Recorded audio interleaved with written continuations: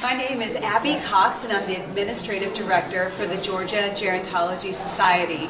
I'm going to start by giving a brief history of the Georgia Gerontology Society.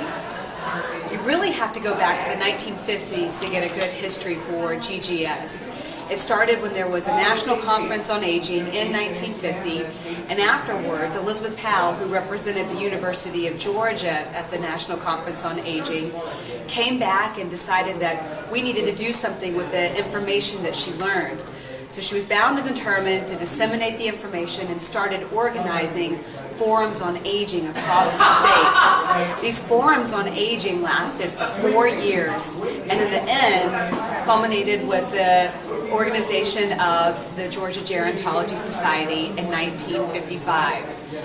The first decade of the Georgia Gerontology Society is marked by significant feats such as the publication of the Georgia Fact Book on Aging, and also the formation of the State Coordinating Committee on Aging, which was the forerunner to the Georgia Commission on Aging. Later in the second decade, GGS started taking a stronger look at legislation and decided that as the Older Americans Act was being implemented and Medicare, that it was time that GGS needed to have a voice as part of advocacy.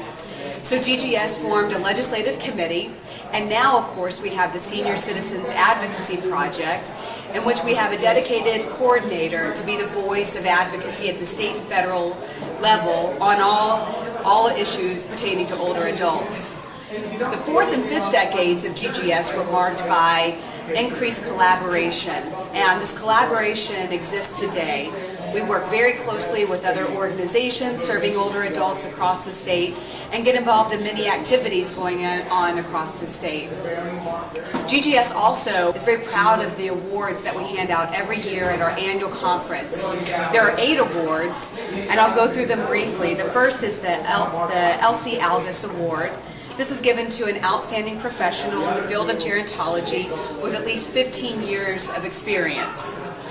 The John Tyler Malden Award is handed out to an older adult in Georgia who exemplifies a positive role model of outstanding achievement in aging.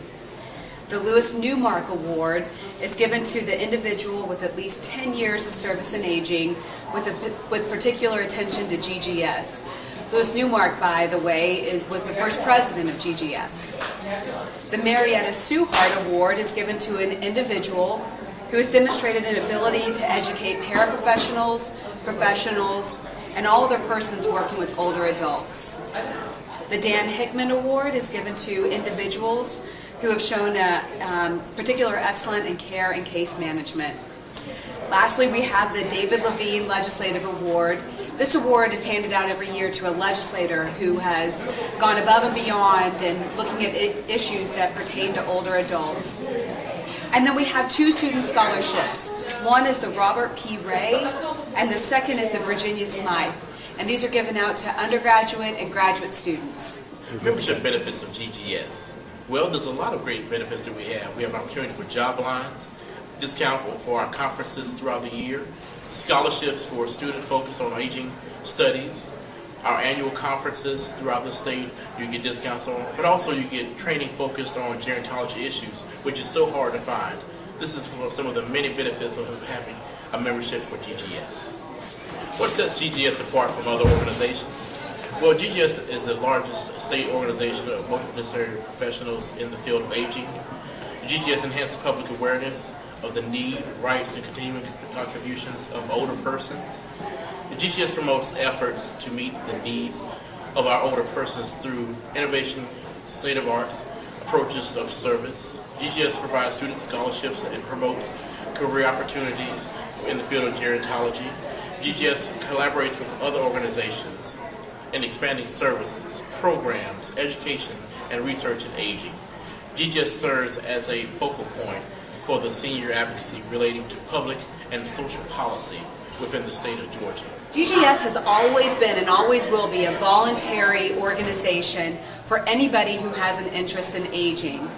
What really is neat about what we do as an organization is that we bring together academics and practitioners. We try to make sure that we get the good research that's coming out of our Georgia institutions into the hands of practitioners, and we see that the cycle just continues of good research making for good practice in the state of Georgia. What does GGS mean to me? To me, GGS means advocacy, it means collaboration, and it means education. Well, for me, GGS is an opportunity for me to give a voice to so many individuals that are in the field of aging that doesn't have a voice.